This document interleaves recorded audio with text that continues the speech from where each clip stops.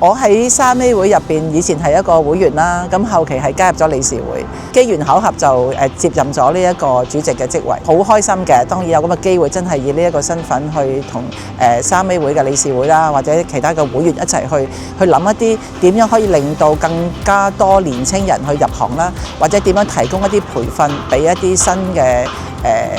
藝術行政人員。好多時候咧，藝術行政人員其實咧佢係同好多人係做一個 partner， 即係有一個伙伴。好似例如同藝術家係一個伙伴啦，好多時候藝術家會同你傾一個藝術理念嘅時候，你係可以俾一啲藝術嘅或者你嘅一啲諗法，或者一般觀眾嘅諗法，咁其實係可以刺激到佢去對佢自己個創作咧係可以加入一啲新嘅元素。其實我自己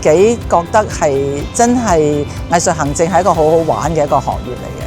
咁要係好捱得嘅，當然喺我哋人生路上咧，金錢係一樣嘢。咁但係其實喺一個職業上邊，如果能夠得到一啲成功感，或者學到嘅知識，可能係更加之無價嘅咁。咁我而家諗翻起咧，我都係堅信呢一樣嘢。